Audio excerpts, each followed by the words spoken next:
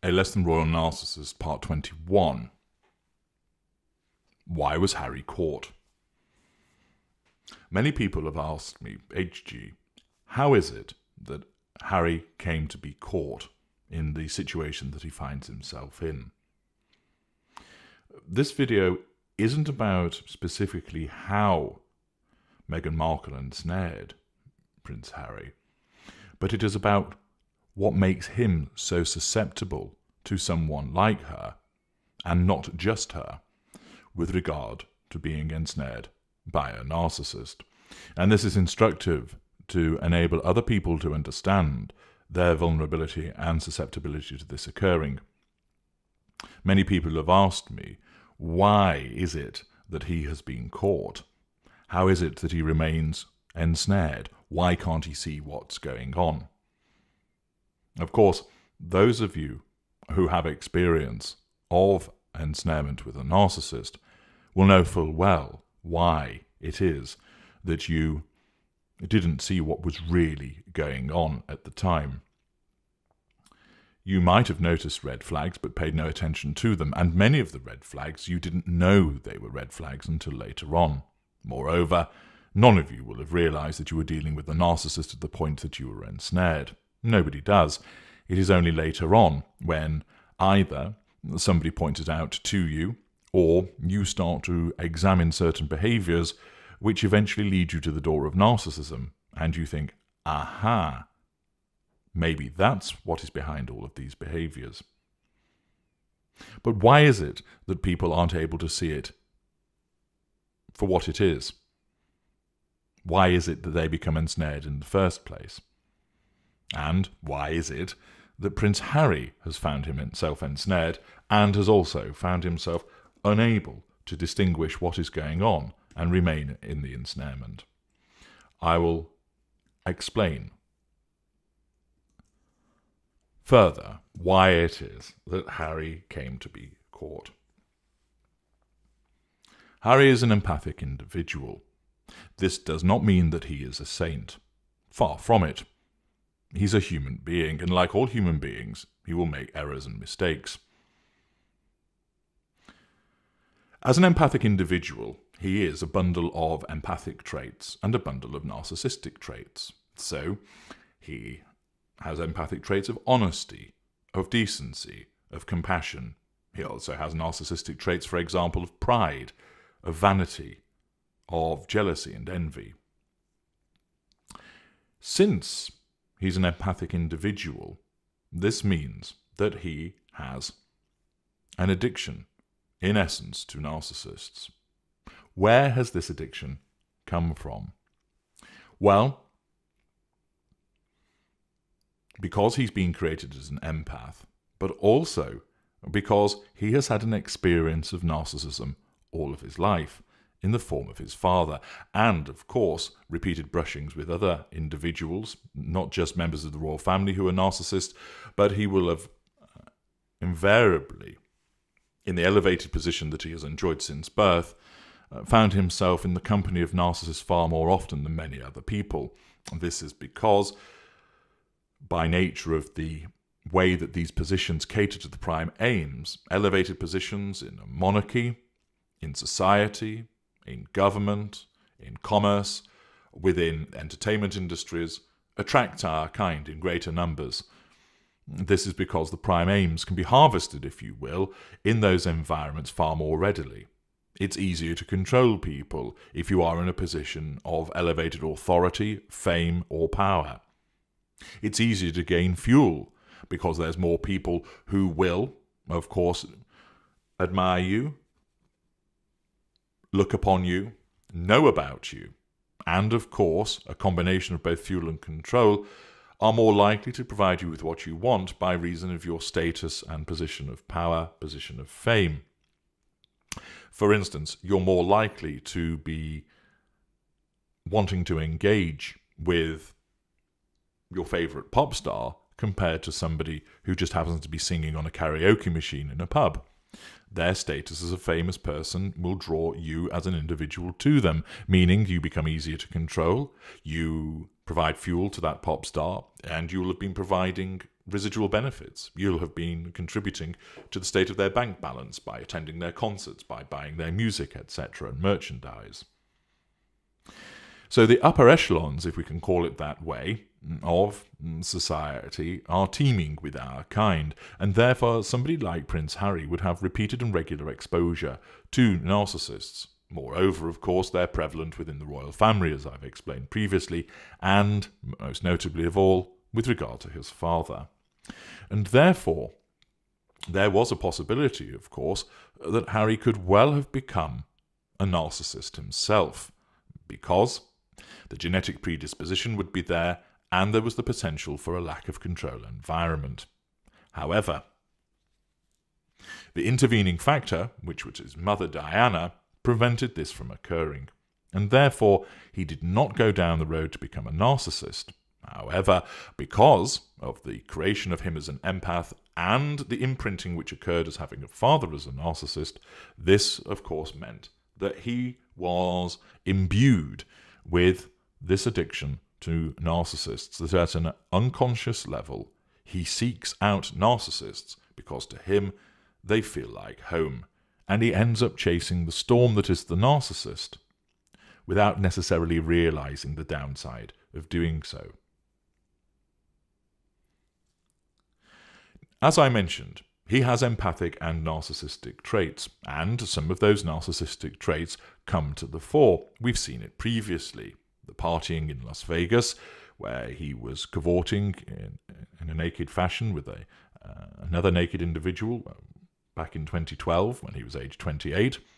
Of course, that was a private occasion, and it was ruled that it was maintained that his privacy had been invaded, and what people get up to behind closed doors should remain their own business.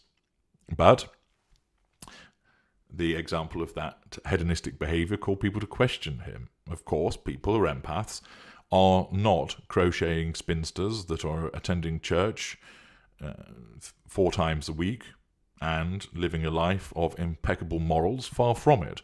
Empaths let their hair down too. Empaths can get up to some skullduggery in terms of hedonistic behaviour, but the difference is that it is not done habitually and repeatedly and in terms of harming other people. Of course, there was the incident where he wore a swastika armband when he was 21, and comments that were made apparently at Sandhurst about referring to our little packy friend and somebody as a raghead. Of course, such comments are not ones that ought to have been made, and there have been incidents of Harry where early on he was having physical altercations with the paparazzi, and there are those that have viewed his behaviour as not particularly pleasant. Now, of course, what has to be borne in mind is that an empathic individual does not habitually go around causing difficulties for people. They don't steal, they don't regularly go around insulting people, they are polite, and they are ruled by their emotional empathy. But their emotional empathy isn't a constant. And where there is an external stressor, what happens is that drives down the emotional empathy, allowing the narcissistic traits to come to the fore.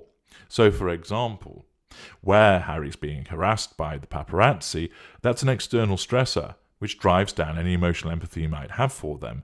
And let's not forget, of course, what happened to his mother. It touches a nerve, and therefore his emotional empathy, which acts as a protective shield on his behaviour, vanishes. Narcissistic trait of anger comes to the fore, and he lashes out. So empathic people shouldn't be viewed as some kind of mythical figure that never engages in behaviour which is wrong. Far from it. They have faults. And, as I have explained, where there is an external stressor that can reduce that emotional empathy, the narcissistic traits come to the fore. And we are seeing that now with Prince Harry. You might wonder, why is it that he allows the smearing of his family to take place? Why is it that he's allowed himself to be isolated? Why is it that he's behaving in what some see as an entitled manner, complaining about finances when he's reputedly worth £30 million, and so forth? Well, part of it is the impact of what is occurring vis-a-vis his ensnarement with the narcissist, and I shall be addressing that in a separate video. But part of it also arises out of the fact that where he sees the individual that he loves, and there's no doubt that he does love Meghan Markle, where he sees that individual being attacked, and she is attacked by comments made in the media, and leaving aside the justification of those, the criticism is there. Of that there is no doubt. Some of it is correct, some of it is not correct. He, of course, has his emotional empathy for those attackers reduced, and of course he has emotional empathy for his wife and his child-to-be in place, and therefore he feels defensive and protective. And that manifests in terms of seeing other people as aggressors, and therefore he takes appropriate action by way of labelling, withdrawal, and acts in that fashion as a combination of his empathic nature towards his close family and the exposure of narcissistic traits towards those that are causing a problem. And therefore, it is understandable that his response is in the manner that it is. This doesn't make him a narcissist, far from it. It is the reduction of emotional empathy for certain individuals occasioned by the external stressor. If he is being repeatedly told, remember, that members of his family are in essence plotting against him, causing problems for his wife, his empathic traits towards his wife will outweigh the empathy towards his other family members, resulting in the responses that we are seeing. On top of that, there are, of course, the other manipulative influences of the narcissist, but that is going to be addressed separately. So, for those of you thinking, no, Harry's not an empath, he is, and some of the behaviours which might cause you to question that are as a result of external stressors reducing his empathy, causing narcissistic traits to come to the fore. He's not perfect. No empath is perfect. Indeed, his empathy is evidenced in many, many ways in terms of the creation of the Invictus Games, the fact that he's a patron of the Halo Trust and Walking with the Wounded, that he has exhibited considerable empathy with regard to his activities when, for instance, he journeyed to the South Pole. And he conducted 2 tours of Afghanistan, one of 10 weeks, one of 20 weeks. He's undertaken considerable charity work. On a gap year, he worked on a cattle station in Australia, and he also worked with orphan children.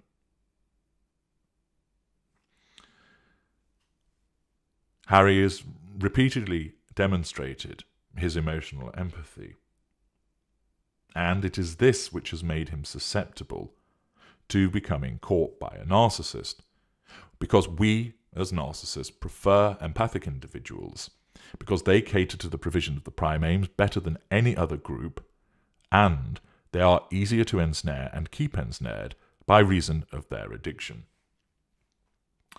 The addiction means that the individual doesn't see what they're dealing with. They either don't know about the red flags, or if they do, they fail to see them. In terms of fail to see them for what they actually signify, they don't pay heed to them, they dismiss them. They attribute the problem to something else. The person's stressed, the person's under pressure at work. Is it any wonder they're reacting in this way because of all the criticism that they are facing? And they don't actually see the behaviour for what it truly is, because it creates emotional thinking which causes them not to look at the situation in a logical manner. And many of you listening who are victims of the ensnarement with a narcissist will recognise when this has occurred with you, how you didn't see what was going on, that you attributed what were abusive behaviours to something other than narcissism, that you realised that the behaviour wasn't pleasant, but you perhaps blamed yourself or you blamed something else rather than realising what it actually was and what was actually happening. So Harry's empathic nature made him a prime target. And, of course, Meghan Markle comes along as an interesting individual to him that is she's not an individual who describes as physically unattractive. And she will have presented, no doubt, as a friendly, interesting, bubbly individual, and his addiction will have flared up with this brush with the narcissist and basically whispered in his ear, attached with her, "You can feed me." Of course, it doesn't speak in such direct terms to him, but the way that she presented he will have found attractive, and his various traits would have caused him to see many things about her which he found of attraction. And, of course, because she doesn't show her true colours to begin with, the fact that she will have come across as friendly and bubbly and taking an interest in people, all, of course, part of the way that a narcissist manipulates through cognitive empathy. But this will have caused him to see that the way that she handled people in public, that she wasn't a wallflower, that she was an older lady who was able to handle herself in public, will have proven particularly attractive to him. His own mother, of course, was a very shy young girl when she entered into the royal family. Meghan is not. She presents as a strong, opinionated, independent individual who has lived something of life, and therefore knows, governed by, of course, her narcissism, how to deal with people in a particular way. The fact that she is very comfortable with public appearances, dealing with crowds, of course, drinking up all of that delicious fuel, will have proven as an attraction to Harry. And indeed, he commented about one of the factors that he felt, whereby things turned against them, was a consequence of the success that they enjoyed on their tour of Australia, whereby he felt that potentially members of the royal family were envious of the success that was enjoyed, and therefore the ability that Meghan Markle exhibited to handle, if you will, the aspects of the public side of the role in the royal family appealed to him. Of course, it is interesting to note that that ability all appears to have somehow dissipated when things become a little harder, and demonstrates, of course, the behaviours of the narcissist when dealing with critical attention, which threatens the sense of control. Furthermore, of course, Harry will have been attracted as a consequence, no doubt, of the false compassion exhibited towards him. Sympathy expressed with regard to the circumstances appertaining to his mother, and a sense of "I understand," no doubt utilising the lack of harmonious relationships within her own family, of course, as explained by others within that family, that those are her doing rather than that of the family itself. But of course there will have been a portrayal of, we've both suffered within our families. I understand where you're coming from. There will of course be the mirroring that a narcissist engages in order to align in a way, and to do so instinctively, with that which meshes with what the victim needs. The narcissist mirrors the victim back at themselves. So they essentially fall in love with themselves, which ironically sounds rather narcissistic. But the fact is that individuals are seeking themselves, not somebody who exactly looks like themselves, not a doppelganger, but somebody of similar levels of physical attractiveness, similar levels of intelligence, a similar type of personality, similar moral standpoint, similar interests, not a carbon copy, but many similarities. And what we as narcissists do, instinctively, we're lesser or mid-range, or consciously we're greater or ultra, is that we mirror back at the individual themselves. So we take an interest in the things that they do. We express a similar moral standpoint. We are chameleons, and we adjust so that we portray an appearance which is actually an illusion, which causes the victim to think, wow, this person has got so much in common with me. I feel so connected to them. They really understand me. Because we mirror your likes, your dislikes, your moral standpoint, the way that you dress, the things that you eat, the music that you listen to, the places that you like to go, the things that upset you, the things that matter to you, the causes which are important to you, and so on and so forth. And this will have been done. And therefore, with Harry, of course, there is plenty of material to work upon. But the most significant, of course, appertains to the difficult circumstances that he experienced, whereby his parents divorced when he was 11. that he's grown up within the unusual bubble, if one can put it that way, of being a member of the royal family, and of course, most critically of all, that he lost his mother when he was aged only 12 years old. Meghan Markle will have presented with the possibility of stability, the creation of his own family, and therefore to an individual who had been denied all of that, for a variety of reasons, that would prove hugely attractive. The loss of Diana, the loss of his mother, amounts to a huge vulnerability and will have played a significant part in why he was caught. Not only as an empathic individual who has an addiction to narcissist, but of course that will have been and will be repeatedly exploited. The tantalizing prospect of finally being given stability in a world which hitherto had proven fairly unstable to him.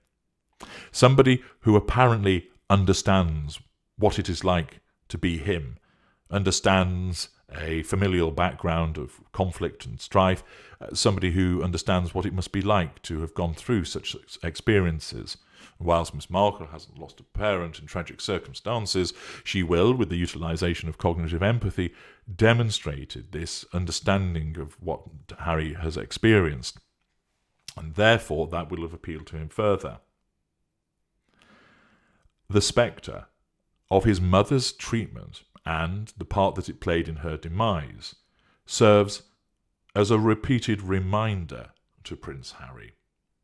And that is part of how he became caught and remains caught, because any behaviour similar to that will activate his protective and saviour instincts, and also, in essence, cause him to bare his teeth towards anybody viewed as an antagonist in that regard.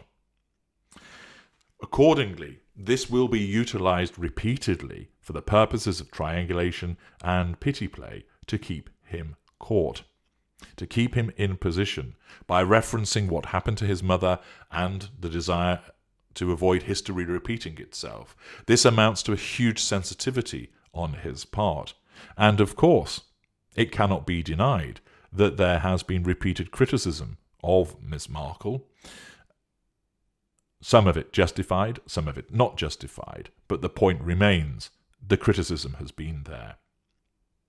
And Prince Harry will interpret that as seeing it very similar to the situation that his mother faced, and that sensitivity causes him not only want to be protective, quite understandably, of his wife, but it means that he's ripe for exploitation with regard to that vulnerability. And a narcissist, as you know, has no qualms about exploiting that vulnerability in order to control the victim. We use the victim's vulnerabilities against them. An individual who might have been sexually abused as a child will have that used against them. An individual who has had a difficult upbringing will have that used against them. The fact that a victim might be claustrophobic or frightened of the dark, the narcissist will use that against them in some way. Initially in a protective way, by saying, I understand that claustrophobia, and then using it against them in a manipulative way when they're being devalued to put them in positions where their claustrophobia comes to the fore, and triangulating them with situations where it might occur to then bring about control over the relevant individual. This makes for a difficult situation for the victim, because on the one hand they believe that the narcissist, which is unknown to them, is acting in their best interests, but they don't realise, because they're dealing with a narcissist, that they're actually being manipulated, triangulated with their vulnerability, sometimes in a protective way and then in a destructive way. Either way, it is done for control. And Harry's susceptibility, as a consequence of what happened to Diana, makes him a prime candidate for the ensnarement of a narcissist, allied, of course, to his addiction by virtue of being an empath. And this factor in his makeup is a repeated aspect that will be exploited by any narcissist. Of course, where the narcissist is unaware, they don't realise that that is what they are doing. They think that when they are talking about the fact that, well, I don't want this situation to end up in the way that it did with your mother, they think that they're doing so from a position of genuinely caring, that they are generally concerned that there could be a downside. They don't sit there and think, I know, this chap lost his mother in tragic circumstances. So what I'll do is I'll pretend to care about that, and I will pretend that this could go the same way as that if he doesn't do something about it. That way I'll control him, that way I'll gain fuel from him. An aware narcissist would view it that way, an unaware narcissist would not. They honestly believe that they are acting in a genuine manner with bona fides towards the victim, except they are not. They cannot be, because they are a narcissist, and because of their absence of emotional empathy. That is what is occurring. Harry was susceptible as a consequence of his empathic status, meaning that he has an addiction to the narcissist, and a narcissist will always be attracted to him, and he will always be attracted to them. It's a symbiotic relationship. He effectively feels at home with the narcissist, but doesn't realize this. He, similarly, allows the narcissist to feel at home because he caters to the prime aims. He is easier to control than a non-empath. He is easier to gain fuel from. He provides those character traits and residual benefits more readily. And because he can be ensnared easily to begin with, because of the susceptibility by reason of the addiction, and the emotional thinking which prevents him from seeing what is going on, he's also easier to keep ensnared for the same reasons. He can't see what's going on, because his addiction and the emotional thinking that is associated with him won't let him see. It's too high. And it is only when that is reduced that he will start to gain clarity, and then he may well take steps to escape. But I have addressed the likely outcome of all of this in part 20. I will separately explain the impact of this emotional thinking upon Harry's current state and where it will lead to. But for the purpose of understanding how was it that he came to be ensnared in the first place, it is as a consequence of his empathic nature, the addiction that he carries, which has been forged by him being created an empath through his development as a child, and also the imprinting which is caused by having a narcissist father. And thereafter, because of this susceptibility, not only is he drawn to narcissists, he will draw narcissists to him for the reasons that I have already explained. Harry was caught because of those reasons. How long he remains caught for is another question indeed. I'm H.G. Tudor.